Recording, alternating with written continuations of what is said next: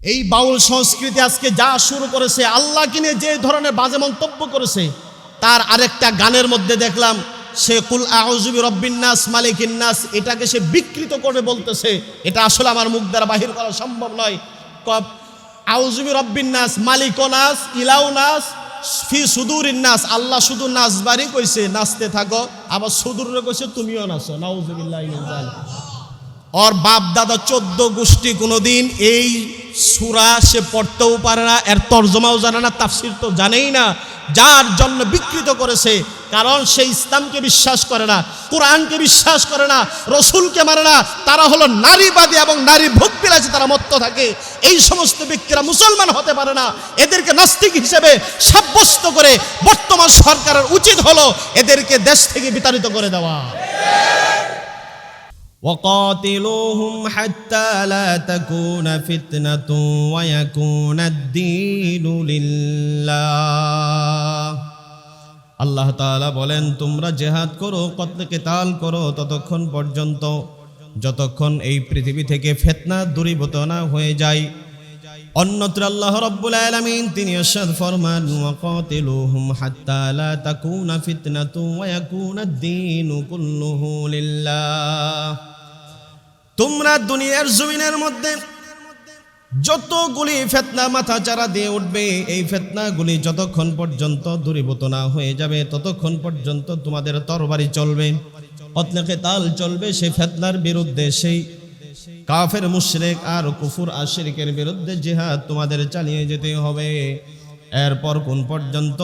ওয়ায়াকুনাদ-দীনু কুল্লুহু লিল্লাহ, যতক্ষণ পর্যন্ত আল্লাহর জমিন আল্লাহর দ্বীন প্রতিষ্ঠা না হয়। যেই জমিনের মধ্যে ফিতনা থাকবে, কুফরি মতবাদ থাকবে আর শিরকি মতবাদ থাকবে, মানুষ রচিত সব বিধিবিধানগুলি থাকবে, ওই জমিনের মধ্যে এমনি এমনি আল্লাহর দ্বীন প্রতিষ্ঠা হওয়া সম্ভব নয়। কি কোন সম্ভব? ফিতনা থাকবে, কুফর থাকবে, শিরিক থাকবে, বেদাত থাকবে, আর ওই জমিনের মধ্যে ওই সমস্ত কুফর আর শিরিক করে নেওয়ালা মানুষের দ্বারাই কি আল্লাহর দ্বীন প্রতিষ্ঠা সম্ভব? বলেন কি সম্ভব? আল্লাহর হাবিব বিশ্বনবী মুহাম্মদ রাসূলুল্লাহ সাল্লাল্লাহু আলাইহি ওয়াসাল্লাম তিনি যখন মক্কার 13 বছর ইসলামের দাওয়াত দেন, দ্বীনের দাওয়াত দেন, তখন মক্কার অবস্থা কেমন ছিল?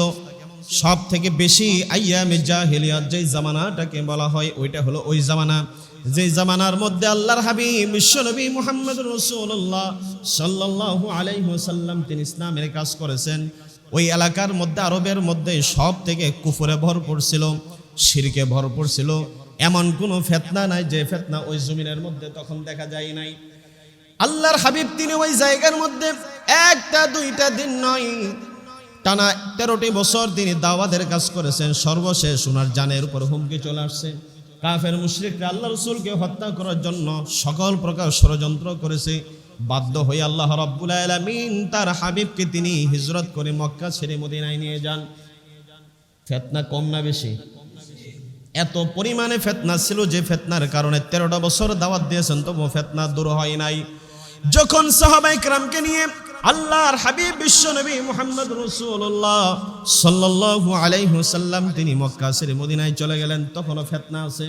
এখন ফিতনা আস্তে আস্তে এত প্রখর রূপ ধারণ করেছে, ইসলামকে তারা মিটিয়ে দেওয়ার জন্য চূড়ান্ত সিদ্ধান্ত নিয়েছে। আল্লাহ তাআলা বললেন, এখন আর বসে থাকার দরকার নাই, এখন তোমাদের এই ফিতনা আর দাওয়াতের মাধ্যমে যাবে না, দাওয়াত থাকবে আর সাথে সাথেই তোমাদের তরবারিটাও বাহির করা লাগবে। দাওয়াতও থাকবে, তরবারিও লাগবে। মুখের দাওয়াত হবে, মুখের দাওয়াতে যদি কাজ না হয়, যদি মুখের দাওয়াতে বাধা প্রদান করে, তখন তরবারি দাওয়াত দিতে হবে। কিসের দাওয়াত? তরবারি দাওয়াত দিতে হবে। আল্লাহ তাআলা বললেন, ওয়াকাতিলুহুম হাত্তা লা তাকুনা ফিতনাতু ওয়া ইয়াকুনা আদ-দীনু কুল্লুহু লিল্লাহ। তোমরা জিহাদ চালিয়ে যাও, তরবারি চালিয়ে যাও, কতলে কিতাল চালিয়ে যাও ততক্ষণ পর্যন্ত যতক্ষণ না ফিতনা দূর হয়ে যায়, কুফর যতক্ষণ পর্যন্ত জমিন থেকে দূর না হবে, শিরিক দূর না হবে, জাহালাত যতক্ষণ পর্যন্ত দূর না হবে, আল্লাহর দ্বীন আল্লাহর জমিনে প্রতিষ্ঠা না হবে, ততক্ষণ পর্যন্ত তোমরা জিহাদ চালিয়ে যাও। বিজয় দেওয়ার মালিক কে? আল্লাহ রাসূল সাল্লাল্লাহু আলাইহি ওয়াসাল্লামের উপর আল্লাহ তাআলা তিনি আরো বলছেন, ওগো নবীজি আপনার সাহাবায়ে কিরাম কিনে আপনি জিহাদের জন্য প্রস্তুত থাকেন সব সময়। কারণ মুসলমানদের তরবারি আর মুসলমানদের জিহাদি স্পৃহা শাহাদাতের তামান্না যদি তাদের অন্তরের মধ্যে না থাকে, তাহলে কাফেররা আবার মাথা চারা দিয়ে উঠবে, কুফরি শক্তিরা মাথা চারা দিয়ে উঠবে। শিরকি শক্তি জমিনের মধ্যে যত প্রকারের ফিতনা আছে, এই সমস্ত ফিতনাগুলিকে দূর করার জন্য মুসলমানদের খোলা তরবারি দরকার। হুকুমকার, যদি তোমাদের তরবারি খাপের মধ্যে ঢোকায় দাও আর ইমানদারদের দিল থেকে শাহাদাতের তামান্না যদি উঠে যায়, জিহাদের স্পৃহা যদি না থাকে, তাহলে ফিতনা আবার মাথা চারা দিয়ে উঠবে, কুফরি শক্তি মাথা চারা দিয়ে উঠবে, আর শিরকি শক্তি মাথা চারা দিয়ে উঠবে, ইসলামকে শেষ করে দেবে, জুলুম অত্যাচারে দুনিয়া ভরপুর হয়ে যাবে, মানুষ অশান্তিতে থাকবে, মান সম্মান থাকবে না, জান মালের নিরাপত্তা থাকবে না, মানুষের ঈমান আমল সব তারা ধ্বংস করে দিয়ে মানুষকে জাহান্নামের দিকে তারা নিয়ে যাবে। আল্লাহর হাবিব বিশ্বনবী মুহাম্মদ রাসূলুল্লাহ সাল্লাল্লাহু আলাইহি ওয়াসাল্লাম তিনি বলছেন, আমার যে উম্মতের মধ্যে জিহাদের তামান্না থাকবে না, শাহাদাতের তামান্না থাকবে না, আশা থাকবে না, ওই ব্যক্তি তার অন্তরটা যেমন মরে যায়, এই মরা অন্তর নিয়ে সে দুনিয়া থেকে মুনাফিক অবস্থায় বিদায় নেবে। কি অবস্থায়? জিহাদ করার সামর্থ্য নাই, কিন্তু জিহাদ করার তার অন্তরের মধ্যে আশা থাকতে হবে, তামান্না থাকতে হবে। শাহাদাত পালন করা ওই ব্যক্তির পক্ষে সম্ভব নয়। জিহাদ করা প্রত্যেক ব্যক্তির জন্য সামর্থ্য থাকে না। জিহাদে যাওয়ার জন্য জানের প্রয়োজন আছে, মালের প্রয়োজন আছে, শক্তির প্রয়োজন আছে, ইমানের প্রয়োজন আছে, সব দিক থেকে সর্বদিক থেকে তাকে পারফেক্ট থাকতে হয়। কিন্তু যখন ওই ব্যক্তি কোনো দিক থেকেই সে যেতে পারে না, কিন্তু সে মুজাহিদিনদেরকে সাহায্য করে এবং তার অন্তরে এই আশা লালন করে, আল্লাহ যদি আমাকে সামর্থ্য দিতেন, আমি আল্লাহ রাস্তায় জিহাদ করে নিজের জানটাকে বিলাইয়া দিতাম। এই ধরনের শাহাদাতের তামান্না যতক্ষণ পর্যন্ত কোনো মানুষের অন্তরের মধ্যে না থাকবে, ওই ব্যক্তি যদি অবস্থায় মধ্যে মারা যায়, আল্লাহ রাসূল বলেন ওই ব্যক্তি সে মুনাফিক অবস্থায় দুনিয়া থেকে বিদায় নিয়ে নিল। এরপর আল্লাহ তাআলা আরো বলছেন, যেই সমস্ত মুজাহিদিনরা তারা আল্লাহ রাস্তায় তারা জিহাদ করে, ইমানদার ব্যক্তি যারা, আল্লাযীনা আমানু ইউকাতিলুনা ফি সাবিলিল্লাহ, যারা আল্লাহর রাস্তায় জিহাদ করে, তাদের ওলি বলেন, তাদের অভিভাবক হলেন আল্লাহ। মুজাহিদিনদের অভিভাবক কে? মুজাহিদিনদেরকে আল্লাহ রাব্বুল আলামিন ইমানদারদেরকে কাফেরদের মোকাবেলায় জিহাদের ময়দানে পাঠিয়ে দিয়ে তিনি একাই ছেড়ে দেন না।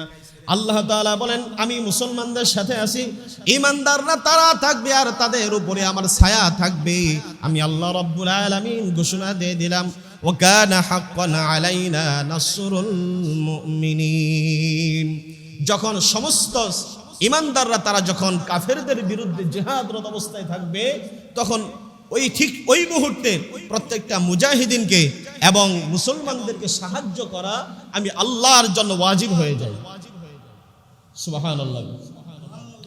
ওয়াল্লাযীনা কাফারু ইউকাতিলুনা ফি সাবিলিত তাগুত, আল্লাহ তাআলা তিনি বলেন, আর যারা কাফের তারা যারা যুদ্ধ করে, তারা যখন কত্তেকাতাল করে মুসলমানদের বিরুদ্ধে, আল্লাহর বিরুদ্ধে জমিনের মধ্যে তারা যুদ্ধে জড়ায় যায় মুসলমানদের সাথে, তারা তখন যুদ্ধ করে তাগুতের পক্ষে। শয়তান হলো তাদের একমাত্র অভিভাবক। শয়তান তাদের কি? এখন বলেন তো দেখি, শক্তি আল্লাহর বেশি না শয়তানের বেশি? শয়তান সে নিশ্চয় জানে আল্লাহ রাব্বুল আলামিনের সাথে যুদ্ধ করে পৃথিবীর কোনো শক্তি নাই টিকে থাকতে পারবে। যখন কাফেররা চূড়ান্তভাবে শয়তানের বুদ্ধি মেনে, শয়তানের পরামর্শ মেনে মুসলমানদের সাথে যুদ্ধে জড়ায় যায়, আর আল্লাহ সাহায্য যখন আসা শুরু হয়ে যায় মুসলমানদের পক্ষে, শয়তান সবার আগে সে ময়দান থেকে পালায়া যায়। শয়তান আগে পালায়। আর আল্লাহ তাআলা তিনি বলছেন ইমানদারদেরকে, তোমরা নিশ্চিত রূপে ঘুমিয়ে থেকো না।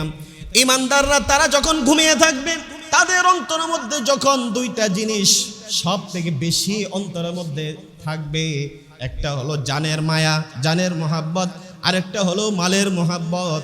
আল্লাহ রাব্বুল আলামিন তখন সমস্ত কাফের মুশরিকদের অন্তর থেকে মুসলমানদের ভয় উঠায়া দিবেন। কয়টা জিনিস যদি মুসলমানের মধ্যে থাকে?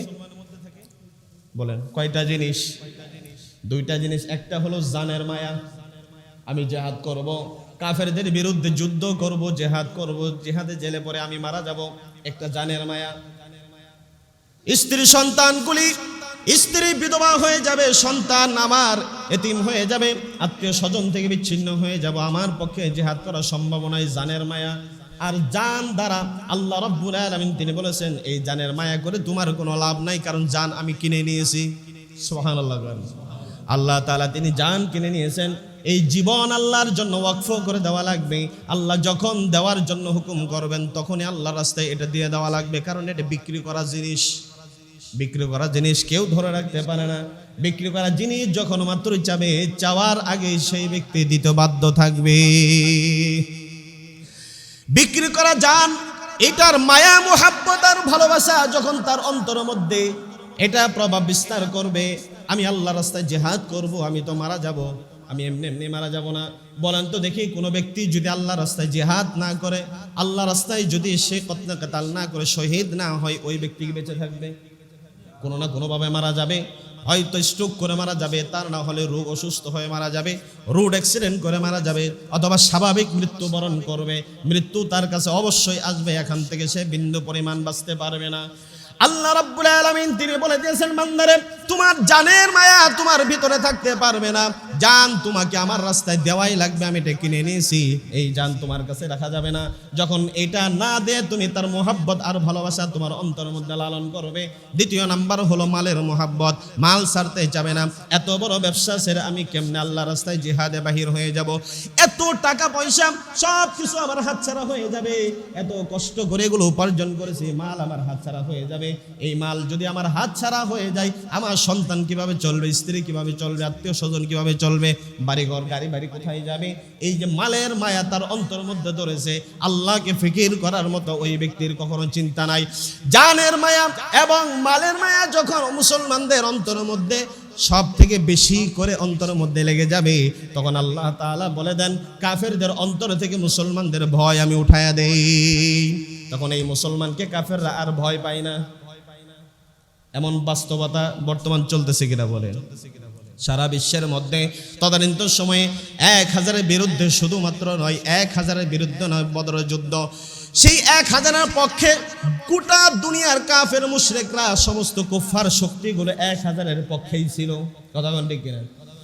1000 তারা যুদ্ধ অংশগ্রহণ করেছে, কিন্তু পুরা 1000-এর পক্ষে ছিল গোটা দুনিয়ার সমস্ত কুফরি শক্তি, আর ইসলামের মাত্র কয়েকজন মানুষ। আর সেখান থেকে মাত্র 313 জন যোদ্ধাবাজ, 313 জন মুজাহিদিন তারা বদরের যুদ্ধে অংশগ্রহণ করেছিল। আল্লাহ রাব্বুল আলামিন তাদের অন্তরের মধ্যে এমন ভাবে তিনি ভয় ঢুকায় দিয়েছিলেন, কাফের মুশরিকরা মুসলমানদের নাম শুনলে এমনি দৌড়ায়া পালায়া গেছে। তারা দেখছে যে আমরা এত বড় শক্তি এক জায়গায় হয়েছি, কোনো কিছু জান মাল দেওয়ার ক্ষেত্রে কোনোটা আমাদের অভাব ছিল না, কিন্তু তারা মাত্র আসছে কয়েকজন, 313 জন। এই গোটা 313 জনকে সারা পৃথিবী তখন ভয় পেয়ে চলছে।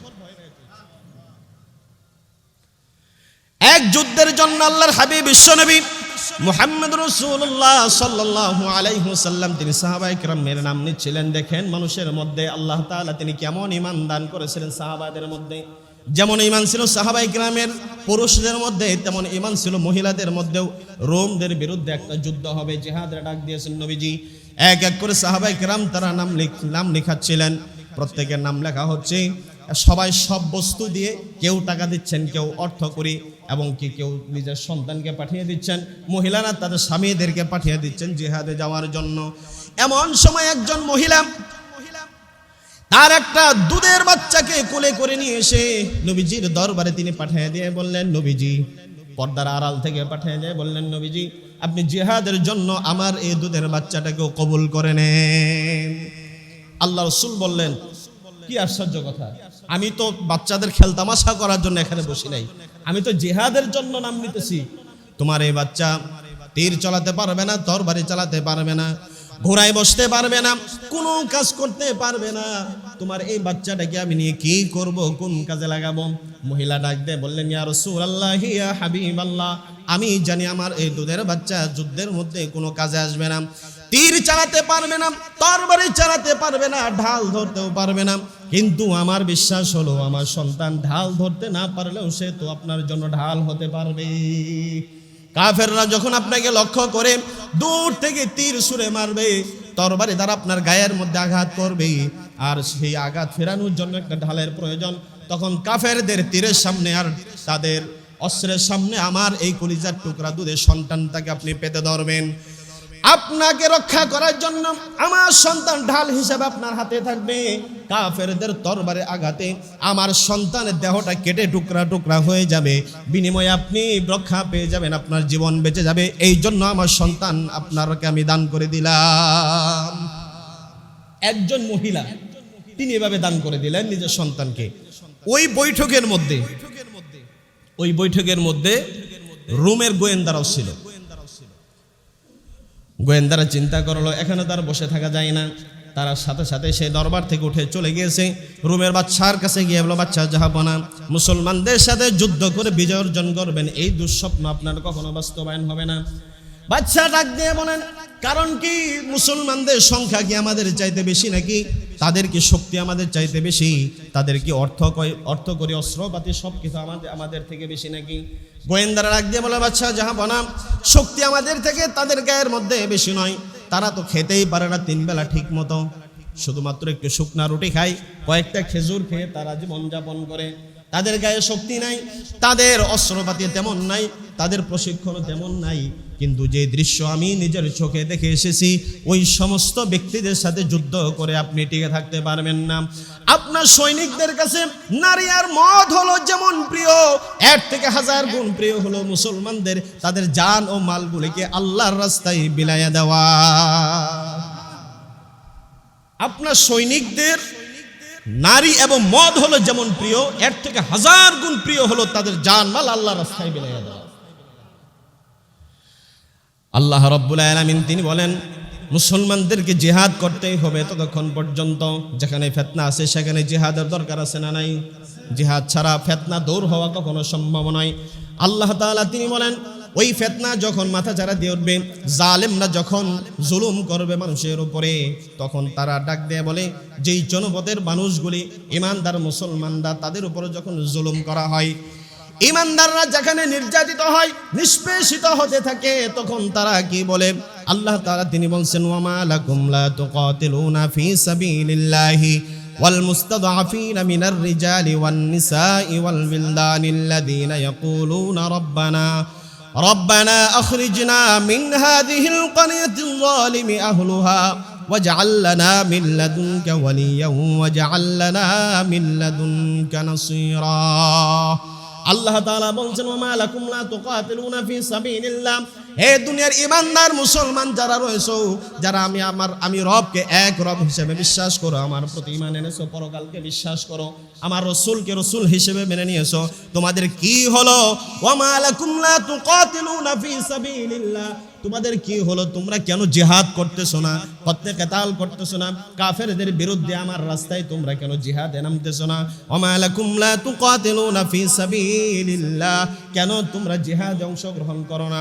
ওয়াল মুস্তাদআফিনা, যে এলাকার ভিতর থেকে দুর্বল নারী পুরুষগুলি, অসহায় শিশু বাচ্চাগুলি তার চিৎকার করতেছে জালেমদের জুলুমে নিষ্পেষিত হয়ে। আজকে সারা পৃথিবীর মধ্যে লক্ষ্য করে দেখেন, মুসলমানদের উপর কাফের মুশরিকরা যে পরিমাণ নির্যাতন করতেছে, মুসলমান চিৎকার করতেছে কিনা বলেন? ফিলিস্তিনের গাজার মুসলমানদের উপরে নিচের থেকে বুলেটের আঘাত, উপরে থেকে বোমার আঘাতে আজকে বৃদ্ধগুলি সেখানে মারা যাইতেছে, মুসলমান নারী অসহায় শিশুগুলি মারা যাইতেছে, আর তারা সেখান থেকে ডাক দিয়ে বলতেছে, আল্লাহ তাআলা তিনি বলেন, ওয়াল মুস্তাদআফিনা মিনার রিজালি ওয়ান নিসা, দুর্বল অসহায় পুরুষগুলি তারা ডাকে, কাফেরদের অত্যাচারে নির্যাতিত নিষ্পেষিত হয়ে তারা ডাকতেই থাকে, অসহায় নারীগুলি ডাকতে থাকে, ওয়াল বিলদানিল্লাযীনা, এবং কি ছোট ছোট বাচ্চাগুলি কাফেরদের আঘাতে নিষ্পেষিত হয়, আর তারা ডাকতেই থাকে মানুষদেরকে। আর তারা আল্লাহর কাছে ফরিয়াদ করে, আল্লাযীনা ইয়াকুলুনা রব্বানা আখরিজনা মিন হাযিহিল ক্বরিয়াতিল যালিমি আহলুহা, ও আমাদের রব, এই জালিম অধ্যুষিত এলাকা থেকে তুমি আমাদেরকে বাহির করে নিয়ে যাও। এই দুর্বল পুরুষগুলি, নারীগুলি, অসহায় বাচ্চাগুলি তারা জালিমদের জুলুমে নিষ্পেষিত হয়ে তারা আল্লাহর কাছে ফরিয়াদ করতেছে, আল্লাহ এই জালেম অধ্যুষিত এলাকা থেকে, জনপদ থেকে তুমি আমাদেরকে এখান থেকে বাহির করে নিয়ে যাও। এই আওয়াজকে তোমাদের কানে পৌঁছাই না? তোমাদের কি হলো? তোমরা কেন কাফেরদের বিরুদ্ধে এই দুর্বল পুরুষগুলিকে উদ্ধার করার জন্য, অসহায় দুর্বল নারীগুলিকে সেখান থেকে উদ্ধার করার জন্য, এবং কি শিশুদেরকে উদ্ধার করার জন্য তোমরা কেন আমার রাস্তায় কতলে কাতাল জিহাদের মধ্যে অংশগ্রহণ করো না? এবং কি ওই মানুষগুলি আরো বলেন, ওয়াজআল লানা মিন লাদুনকা ওয়ালিয়া ওয়াজআল লানা মিন লাদুনকা নাসীরা। রব্বুল আলামিন তোমার পক্ষ থেকে আমাদের জন্য একজন নেতা নিযুক্ত করে পাঠাও, একজন অভিভাবক নিযুক্ত করে পাঠাও, যার নেতৃত্বে আমরা এই পৃথিবীর মধ্যে জালেমের জুলুম থেকে, নিষ্পেষিত অবস্থা থেকে আমরা ফিরে আসতে পারি। ওয়াজআল লানা মিন লাদুনকা নাসীরা, ও রব্বুল আলামিন তোমার পক্ষ থেকে আমাদের জন্য সাহায্যকারী পাঠাও। আজকে বলেন তো দেখি, ফিলিস্তিন থেকে আওয়াজ আসতেছে কিনা? বলেন, ফিলিস্তিন থেকে আওয়াজ আসতেছে, মিয়ানমারের আরাকান থেকে আওয়াজ আসতেছে, ইয়েমেন থেকে আওয়াজ আসতেছে, জর্ডান থেকে আওয়াজ আসতেছে, সুদান থেকে আওয়াজ আসতেছে।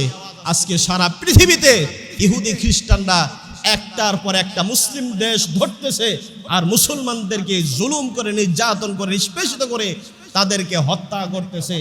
আর সেখান থেকেই অসহায় দুর্বল নারী, পুরুষ আর শিশুগুলি আল্লাহর কাছে ফরিয়াদ করতেছে, রব্বানা আখরিজনা মিন হাযিহিল ক্বরিয়াতিজ যালিমি আহলুহা ওয়াজআল লানা মিন লাদুনকা ওয়ালিয়্যা ওয়াজআল লানা মিন লাদুনকা নাসীরা। আল্লাহ, এই জালেম অধ্যুষিত এলাকা আরাকান, এখান থেকে আমাদেরকে তুমি মুক্ত করো।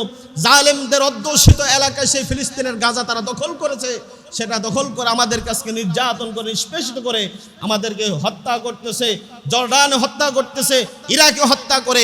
এই সমস্ত এলাকা থেকে আল্লাহ তুমি আমাদেরকে বাহির করো, আর তোমার পক্ষ থেকে একজন সাহায্যকারী পাঠাও। যতক্ষণ পর্যন্ত সাহায্যকারী না পাঠাবে, তোমার পক্ষ থেকে একজন নেতা নিযুক্ত করে না পাঠাবে, ততক্ষণ পর্যন্ত আমরা নিরাপদ আশ্রয় পাইতেছি না। এখন বলেন তো দেখি, আসমান থেকে ফেরেশতা এসে যুদ্ধ করবে নাকি আমাদের যাওয়া লাগবে? আমরা তো মনে করি যে আমরা খুব শান্তিতে আছি, খুব আরামে আছি, কিন্তু আল্লাহর হাবিব সাল্লাল্লাহু আলাইহি সাল্লাম তিনি বলছেন, বান্দারে, সারা বিশ্বের মুসলমানগুলি সব হলো একটা দেহের মতো। আল্লাহর হাবিব বিশ্বনবী মুহাম্মদ রাসূলুল্লাহ সাল্লাল্লাহু আলাইহি ওয়াসাল্লাম তিনি বলছেন, সারা দুনিয়ার সমস্ত মুসলমান হলো একটা বডি, একটা দেহের মতো।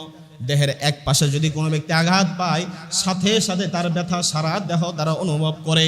ঠিক তেমনি ভাবে বিশ্বের কোনো প্রান্তে যদি কোনো একটা মুসলমান কাফেরদের দ্বারাই নির্যাতিত হয়, নিষ্পেষিত হয়, তাহলে বুঝতে হবে সারা বিশ্বের মুসলমান সকলের উচিত হলো ওই এলাকার জনগণকে রক্ষা করা। এর জন্য যদি সশস্ত্র জিহাদের প্রয়োজন হয়, তাহলে সেখানে সশস্ত্র জিহাদে অংশগ্রহণ করবে। এরপরও সেই এলাকার জনপদের মুসলমানদেরকে কাফেরদের হাত থেকে উদ্ধার করে ছাড়বে। ইসলামের প্রথম যুদ্ধ জিহাদ, বদরের যুদ্ধ শেষ হওয়ার পর আল্লাহ রাসূল সাল্লাল্লাহু আলাইহি সাল্লামের কাছে দ্বিতীয় যুদ্ধের সংবাদ চলে আসলো। কাফেররা চরমভাবে প্রতিশোধের আগুন কাফেরদের অন্তরের মধ্যে জ্বলতেছে। আবু জেহেল নির্মমভাবে নিহত হয়েছে বদরের প্রান্তরে। অনেকগুলি কাফের তারা নিহত হয়েছে এবং অনেকে বন্দী হয়েছে। এটা প্রতিশোধের আগুন। সবথেকে বেশি প্রতিশোধের আগুন জ্বলতেছে আবু জেহেলের কন্যা হিন্দার গায়ে। হিন্দা অনেকগুলি সৈন্যবাহিনী জমা করছে, অনেক টাকা পয়সা খরচ করছে। এখন তার ইচ্ছা হলো সে আবার মদিনায় মুসলমানদের উপর আক্রমণ করবে। আল্লাহ রাসূল সাল্লাল্লাহু আলাইহি সাল্লামের কাছে সংবাদ চলে আসছে, মুসলমানদের পক্ষ থেকে আগে কোনো জিহাদের মধ্যে নিজের পক্ষ থেকে আগে তারা এই যুদ্ধ শুরু করে নাই। যুদ্ধ শুরু করছে আগে কাফেররা। কাফেররা আসছে আক্রমণ করার জন্য, মুসলমানরা তা প্রতিহত করেছে। এই প্রতিহত করতে গিয়ে যুদ্ধের চূড়ান্ত রূপ ধারণ করেছে। এখন একজন শুধুমাত্র মেরেই যাবে আর আরেকজন খেয়েই যাবে, তা কি হয় নাকি?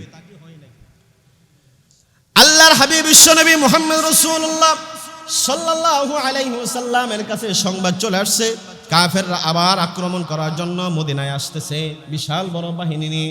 নবীজি তিনি সাহাবায়ে কেরামকে তিনি একত্রিত করলেন, আর ওই যুদ্ধের মধ্যে নেতৃত্ব দেওয়ার জন্য তিনি বলে দিলেন নিজের আপন চাচা হযরত আমির হামজা রাদিয়াল্লাহু তাআলা আনহুর নাম।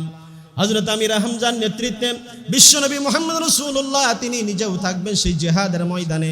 মুসলমানদেরকে আক্রমণ করার জন্য তারা চলে আসছে। বর্তমান যে জায়গাটা হলো উহুদ প্রান্তর, উহুদ পাহাড়, তার পাদদেশে একটা মাঠ রয়েছে, ময়দান। এই ময়দানের মধ্যে কাফেররা তারা এসে উপস্থিত হয়েছে। মাত্র মদিনা থেকে 3.5 কিলোমিটার দূরে। কতটুকু কতটুকু দূরে? 3.5 কিলোমিটার, 4 কিলোমিটার দূরে মদিনা শহর থেকে, মসজিদে নববীর এরিয়া থেকে, মসজিদে হারাম থেকে 3.5 কিলোমিটার দূরে। আর কাফেররা মক্কা থেকে আসছে 450 কিলোমিটার তারা পার হয়ে আসছে, মদিনায় তারা আক্রমণ করবে, অ্যাটাক করেছে সেই বদর, সেই উহুদের প্রান্তরে। উহুদের পাহাড় বিশাল বড় পাহাড়, 8.5 কিলোমিটার লম্বা পাহাড়টা। সুবহানাল্লাহ বলেন। কত কিলোমিটার? 8.5 কিলোমিটার পাহাড়টা লম্বা। এই পাহাড়ের পাদদেশে একটা ময়দান, এখানেই মুসলমানদের সৈনিকেরা এবং কাফেররা তারা মুখোমুখি অবস্থায় দাঁড়িয়ে গেছে।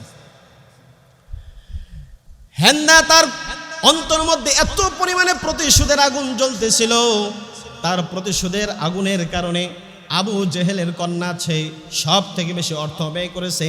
আর মক্কার মধ্য থেকে সব থেকে প্রশিক্ষিত তীরবাজ এবং সেখান থেকে প্রশিক্ষিত যে তরবারি চালাতে পারে, নাম হলো ওয়াহশি। ওয়াহশিকে সে প্রস্তুত করেছে, প্রশিক্ষণ দিয়েছে প্রায় 1 বছর। প্রশিক্ষণ দেওয়ার পর তাকে সে এমন প্রশিক্ষণ দিয়েছে, দূর থেকে তীর মারলে একটা সরিষার দানার মধ্যে যদি দূর থেকে তীর নিক্ষেপ করতো সেখানে গিয়ে লাগতো। কেমন প্রশিক্ষণ! এই ওয়াহশিকে প্রস্তুত করেছে সে যেন এই জিহাদের ময়দানে, এই যুদ্ধের মধ্যে মুসলমানদেরকে সে হত্যা করতে পারে দূর থেকে।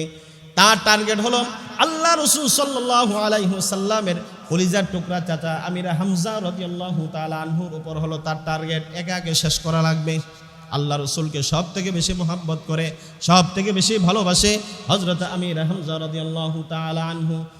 যখন 2টা দল একত্রিত হয়ে গেছে কাফেরদের ভিতরে, আল্লাহর হাবিব বিশ্বনবী মুহাম্মদ রাসূলুল্লাহ ভয় সঞ্চার করার জন্য মুসলমানদেরকে তিনি 2টা ভাগে বিভক্ত করে দিয়েছেন। কয় ভাগ? একটা ছোট্ট গ্রুপ, পাশে একটা ছোট্ট পাহাড় রয়েছে, ওই ময়দানের পাশেই একটা ছোট্ট পাহাড়, ওখানে প্রায় 50 জন ব্যক্তিকে তিনি দাঁড় করায় দিয়েছেন, তোমরা এখানে দাঁড়িয়ে থাকবে। যুদ্ধের পরিস্থিতি যাই হোক না কেন, বিজয় হোক আর পরাজয় বরণ করে তোমরা এখানে থাকবে, তোমরা এখানে অবস্থান করবে। হযরত জুবাইর রাদিয়াল্লাহু তাআলা আনহুর নেতৃত্বে সেখানে একটা 50 জন সাহাবা কিরাম দল দাঁড় করায় দিয়েছেন। আর বড় দল নিয়ে আল্লাহ রাসূল জিহাদ করতেছেন। এক পর্যায়ে কাফেররা সবাই পরাজয় বরণ করে পিছন দিকে তারা দৌড়ে পালায়ে গেছে। উহুদ পাহাড় পার হয়ে তারা যখন দৌড়ে চলে গেছে, মুসলমানরা অনেক পরিমাণ গনিমতের মাল সংগ্রহ করেছে। এই দিক থেকে 50 জনের যে গ্রুপটা ছিল, লম্বা ইতিহাস, তারা দেখলো মুসলমানদের বিজয় চলে আসছে, গনিমতের মালগুলো এখন সংগ্রহ করার সুযোগ হয়ে গেছে। সেই 50 জনের মধ্যে একটা ইখতিলাফ দেখা দিল, মতানৈক্য। কেউ বলে আমরা চলে যাব ময়দানে, আবার কেউ বলে আমরা এখানে থাকবো। একজন বলে আল্লাহ রাসূল বলেছেন এখানে থাকার জন্য, আরেকজন বলে আমাদের যুদ্ধ তো শেষ হয়ে গেছে, আমরা বিজয় অর্জন করেছি, আমরা চলে যাই। এই বলে সেখান থেকে চলে আসছেন। কাফেররা দূর থেকে তাকায় দেখে এখানে তো একটা বড় দল দাঁড়ানো ছিল, এখন তো তাদেরকে দেখা যায় না। মুসলমানরা আবার ওই জায়গার মধ্যে গনিমতের মালগুলি সংগ্রহ করার জন্য, যুদ্ধলব্ধ মালগুলি সংগ্রহ করার জন্য ময়দানের মধ্যে পড়ে গেছে। অনেকের হাতে তরবারি নাই, ঢাল নাই, ঢাল রেখে দিয়েছে। আবার কাফেররা সেখান থেকে ঘুরে দাঁড়ায় চিন্তা করলো মুসলমানদেরকে এখন চতুর্পাশ থেকে আবার ঘিরে ফেলা যায়। কাফেররা আবার সেখান থেকে ঘুরছে। ঘোরার পর তারা চিন্তা করলো এখন মুসলমানদের হাতে অস্ত্র নাই, অস্ত্র ফেলে দিয়েছে, তারা তো গনিমতের মাল সংগ্রহের মধ্যে ব্যস্ত, চলো আমরা আবার আক্রমণ করি। যেমন কথা তেমন কাজ, সাথে সাথে আসার পর আল্লাহ রাসূল সাল্লাল্লাহু আলাইহি সাল্লামকে সহ সবাইকে তারা চতুর্পাশ থেকে ঘিরে ফেলছে। এমন বিব্রতকর পরিস্থিতির মধ্যে মুসলমানরা পড়ে গিয়েছে, সাহাবায়ে কেরাম আর কিছু বুঝতে পারতেছে না। সেই অবস্থার মধ্যে যে অবস্থায় ছিল সেখান থেকে ঢাল তরবারি নিয়ে আবার যুদ্ধ শুরু হয়ে গেল, দ্বিতীয় পর্যায়ের যুদ্ধ। এই যুদ্ধ এমন ভাবে শুরু হয়ে গেল, দূর থেকে ওয়াহশী তার টার্গেট ছিল আমির হামজা রাদিয়াল্লাহু তাআলা আনহু। হযরত আমির হামজা রাদিয়াল্লাহু তাআলা আনহুকে দূর থেকে বর্ষা দ্বারা নিক্ষেপ করলো, সেখান থেকে টার্গেট করে ওয়াহশী হযরত আমির হামজাকে শহীদ করে দেয়। আমির হামজা রাদিয়াল্লাহু তাআলা আনহুকে শহীদ করে দেওয়ার পর বিশ্বনবী মুহাম্মদ রাসূলুল্লাহ সাল্লাল্লাহু আলাইহি ওয়াসাল্লাম তিনি এক পাশে ছিলেন। কাফেররা রাসূলকে ঘিরে ধরেছে, তাদের টার্গেট হলো আল্লাহ রাসূলকে আজকে সুযোগে দুনিয়া থেকে বিদায় করে দিবে, কিন্তু রক্ষা করার মালিক কে? নবীজি সাল্লাল্লাহু আলাইহি ওয়াসাল্লামের হাতের মধ্যে তরবারি নাই। 5 থেকে 6 জন কাফের চতুর্পাশ থেকে ঘিরে ফেলেছে। তার পাশেই ছিলেন হযরতে তালহা বিন উবাইদুল্লাহ রাদিয়াল্লাহু তাআলা আনহু। আল্লাহ রাসূল সাল্লাল্লাহু আলাইহি ওয়াসাল্লামের কাছে যে কয়জন সাহাবায়ে কেরামে জান্নাতের সুসংবাদ আসছিল, বদরিন সাহাবী তার মধ্যে একজন হলো তালহা বিন উবাইদুল্লাহ। তিনিও পাশ থেকে জীবন মরণ বাজি রেখে তিনি জিহাদ করতেছেন, কাফেরদের বিরুদ্ধে তরবারি চালাইতেছেন। এই দিক থেকে তিনি লক্ষ্য করে দেখলেন, তালহা বিন উবাইদুল্লাহ বলেন, আমার পাশে আল্লাহ রাসূলকে 6 জন কাফেররা সাথে সাথে ঘিরে ধরেছে।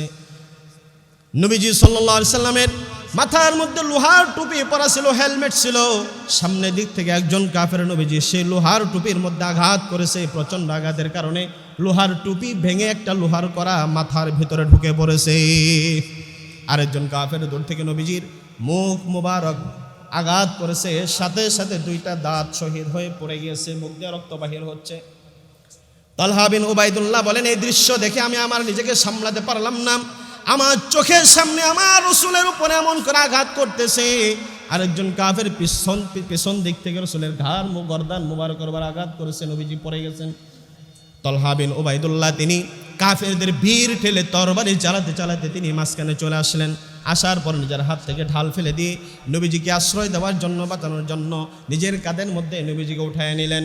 আবার কাফেররা তালহা বিন উবাইদুল্লাহকে সহ ঘিরে ফেলেছে। তারা বলতেছে, এখন তো এই মুহূর্তে মুহাম্মদকে সে এখন নিরাপদ আশ্রয় নিয়ে যাবে, সে এখনো মারা যায় নাই, তাকে হত্যা নিশ্চিত না করা পর্যন্ত আমরা তরবারি চালিয়ে যাব।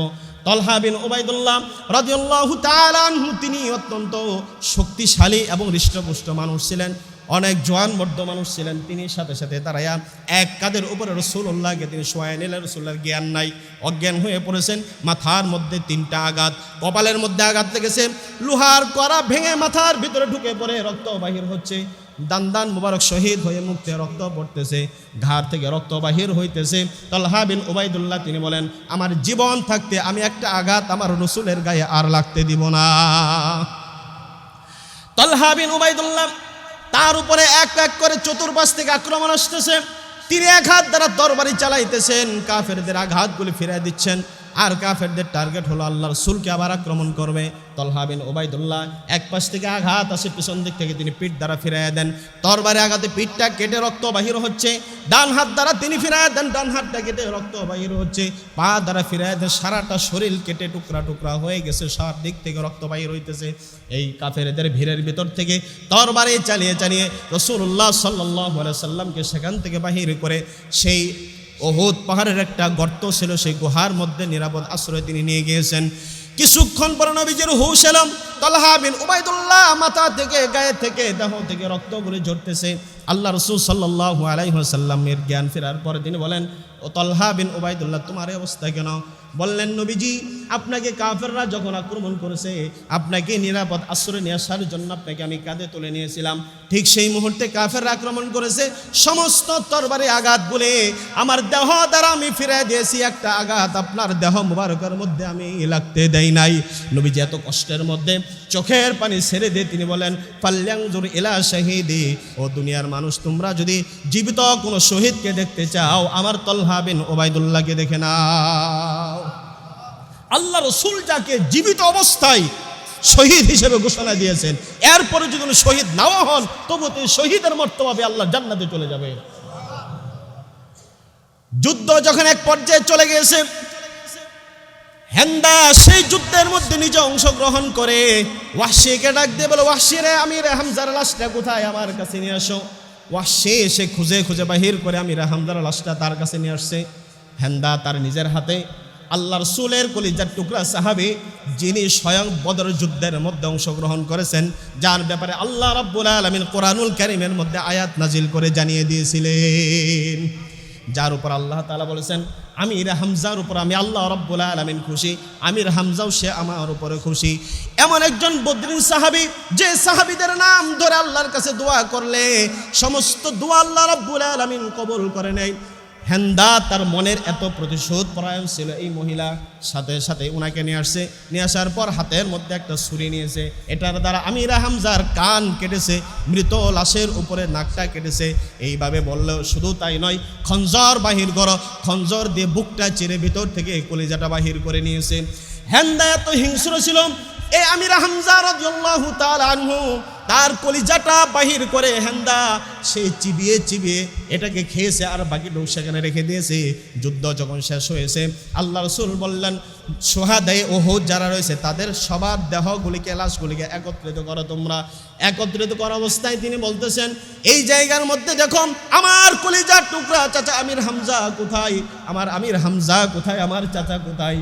খুঁজতেছে, খুঁজতে খুঁজতে দেখে ময়দানের এক পাশে বিচ্ছিন্ন অবস্থায়, কাটাছের অবস্থায় একটা লাশ পড়ে আছে। সাহাবায়ে কেরাম লাশটাকে একটা কাপড় দ্বারা ঢেকে দিয়েছেন।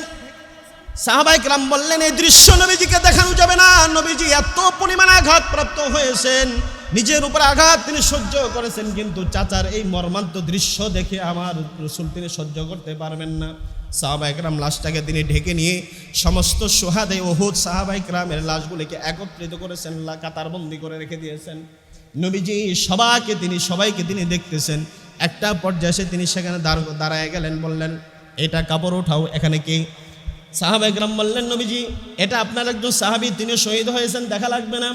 বললেন, সবাইকে আমি দেখলাম, এখন তুমি এখান থেকে কাপড়টা উঠাও, আমি এই লাশটাকে না দেখে ছাড়বো না।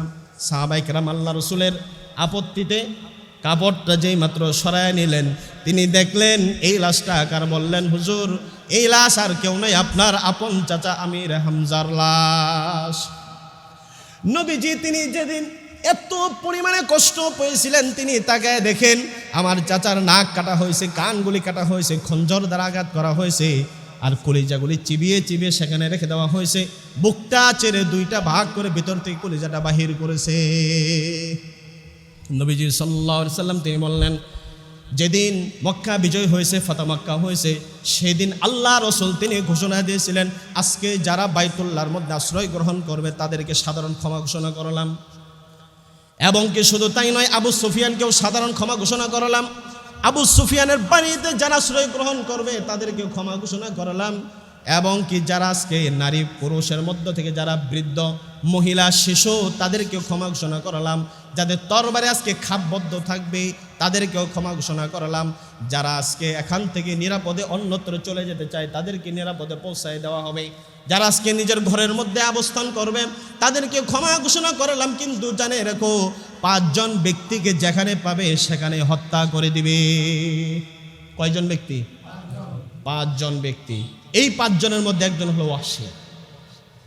আল্লাহ রাসূল সাল্লাল্লাহু আলাইহি সাল্লাম বললেন, 5 জনের মধ্যে 2 জন হলো মহিলা, 3 জন পুরুষ। এদের লম্বা ইতিহাস আছে।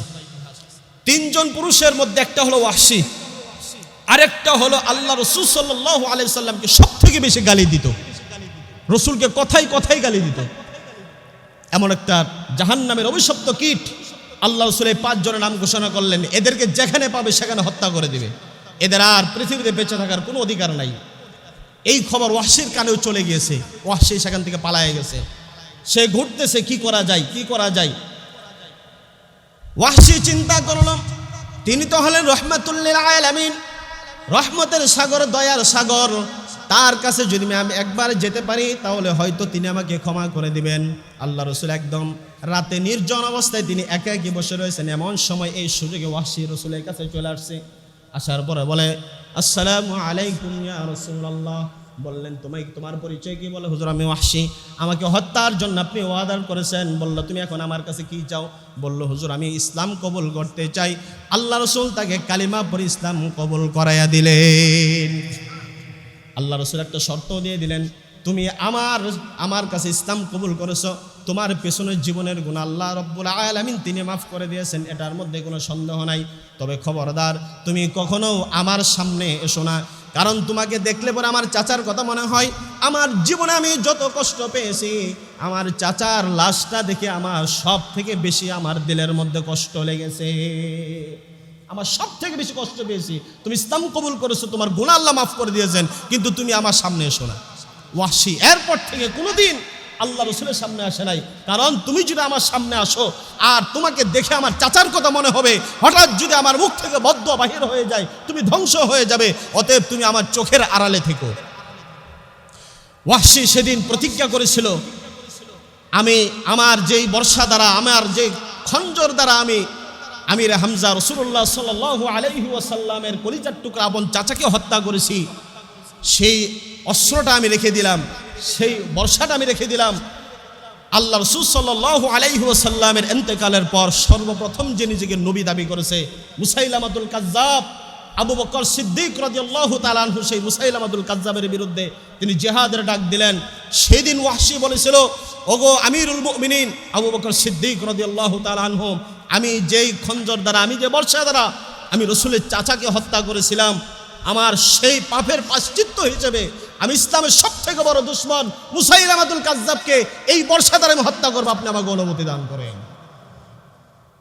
সেদিন আমিরুল মুমিনিন আবু বকর সিদ্দিক রাদিয়াল্লাহু তাআলা আনহু তিনি সেদিন অনুমতি দিয়েছিলেন, আর ওয়াহশী সেই বর্ষা দ্বারাই মুসাইলামাতুল কাজ্জাবকে জাহান্নামে পাঠিয়ে দিয়েছেন।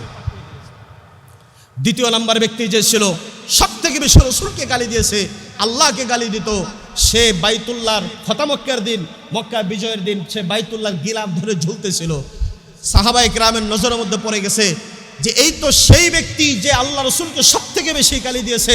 আল্লাহ রাসূল তিনি বলে দিয়েছেন, মান সাব্বা নাবিয়্যান ফাকুদুলু, যে আল্লাহ রাসূলকে গালি দিবে তার একমাত্র কেবলমাত্র শুধুমাত্র তার শাস্তি হলো তাকে হত্যা করে দেওয়া, তার দ্বিতীয় আর কোনো শাস্তি নাই। একটা শাস্তি কি? মান সাব্বা নাবিয়্যান, যে ব্যক্তি আল্লাহ রাসূলকে গালি দেবে, ফাকুতুলু, তার একমাত্র শাস্তি তাকে হত্যা করে দেওয়া। সাহাবায়ে কেরাম দেখলো তুমি শুধুমাত্র আজকে বাইতুল্লাহর গিলাফ ধরে ঝুলতেছো বাঁচার জন্য, এখানে বাঁচার অধিকার নাই। তুমি যদি এই মুহূর্তে বাইতুল্লাহর ভিতরেও থাকতে তবু আমরা তোমাকে হত্যা করে দিতাম। এই কথা বলে সাহাবায়ে কেরাম তাকে ধরে সাথে সাথে দুনিয়া থেকে বিদায় করে দিয়েছে। আজকে আমাদের দেশে আল্লাহকে নিয়ে বিভিন্ন ব্যক্তিরা গালি দেয়, আছে না নাই? নব্য নাস্তিকের জন্ম হইতেছে, বিভিন্ন সময় বিভিন্ন রূপ ধারণ করে নাস্তিকরা আবির্ভাব হয়, আল্লাহকে গালি দেয়, রসুলকে গালি দেয়। তাদের একটা সুদূর প্রসারী পরিকল্পনা থাকে কি, যে ব্যক্তি আল্লাহ রসুলকে গালি দিবে, আল্লাহকে নিয়ে গালি দিবে, নিজের নাস্তিক্য মতবাদ প্রকাশ করবে, নিজের বাক স্বাধীনতার নামে ইসলামকে অপমান করতে পারবে। পশ্চিমা বিশ্বগুলি, ইউরোপ আমেরিকায় তাদের জন্য বড় বড় নাগরিকত্বগুলি রেডি করা আছে। যখন কোনো ব্যক্তি নাগরিকত্ব না পায় নিজেদেরকে বুদ্ধিজীবী দাবি করে এবং বিভিন্ন সবাই নিজেদেরকে মুক্তমনা দাবি করে, মুক্তমনা ব্লগার হিসেবে নিজেদেরকে দাবি করে, নিজেদের বাক স্বাধীনতা এটার দাবি করে, তখন তারা আল্লাহ রসুলকে গালি দেয় এবং ইসলামের অপমান করে, আল্লাহ তাআলাকে নিয়ে বাজে মন্তব্য করে, তখন তারা সেখানে সুন্দর করে একটা নাগরিকত্ব সার্টিফিকেট পেয়ে যায়। কথা কোন ঠিক কিনা? এটা বিভিন্ন সময় আসছে, বর্তমান আসছে, এটা আগের থেকে কিন্তু বর্তমান প্রকাশ হয়েছে। এটার নাম হলো বাউল সংস্কৃতি। কি সংস্কৃতি? বাউল। আমাদের নালিতাবাড়িতে একজন বাউল সংস্কৃতির পাগল আছে, সে হলো হিন্দু ধর্মের। তার মুখ থেকে আমি নিজে শুনেছি, সে স্বয়ং বলেছে, বলে আমি হিন্দু ধর্ম মানি না। তাহলে কোন ধর্ম মানো? তোমার বাবা হিন্দু, তোমার দাদা হিন্দু, তোমার 14 পুরুষ হিন্দু, তোমার হিন্দুর ঘরে জন্ম হয়েছে, তোমার তো হিন্দু ধর্মে ধার্মিক হওয়ার প্রয়োজন, তুমি এটা ছেড়ে দিয়েছো কারণ কি? বলে আমি লালনকে মানি। কাকে মানি? লালনকে মানি। তার ভাষায় তাহলে কি বুঝায়? সে হিন্দু ধর্ম মানে না, ইসলাম ধর্ম মানে না, সে লালন ধর্ম মানে। লালন কোনো বাউল কোনো সংস্কৃতি নয়, এটা হলো আলাদা একটা নাস্তিক্যবাদী ধর্মের নাম। এইটাকে বাউল নাম দিয়ে ইসলামকে পুঁজি করে তারা মানুষের ঈমান হরণ করতেছে, এটা কোনো সন্দেহ নাই।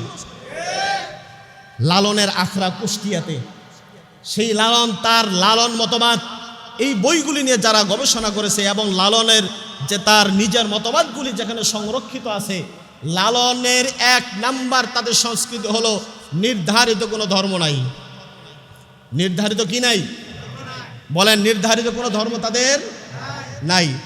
লালনের আখড়ার দ্বিতীয় মতবাদ হলো শুধুমাত্র দেহ দিয়ে সব কিছু করতে হবে।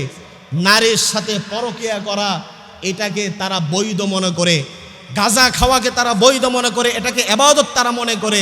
এই জন্য তাদের, যেমন এই বাউলের পক্ষে একজন বুদ্ধিজীবী দাঁড়ায় গেছে, আসলে ওইটা বুদ্ধিজীবী নয়, শয়তানের ডাইরেক্টর, নাম হলো ফরহাদ মাজহার। নাম কি? এটা আস্তে একটা শয়তান। তার বইয়ের মধ্যে সে নিজে লিখেছে, আল্লাহ কি বদির, আল্লাহ কি ঠসা, তাকে 5 বার মাইক দিয়ে জোরে জোরে তাকে ডাকতে হয়। তার বইয়ের মধ্যে সে নিজে লিখেছে, আল্লাহ কি ঠসা, আল্লাহ কি বদির? যেই বদির আল্লাহকে 5 বার ডাকতে হয়, ওই আল্লাহকে আমি আল্লাহ হিসেবে মানি না।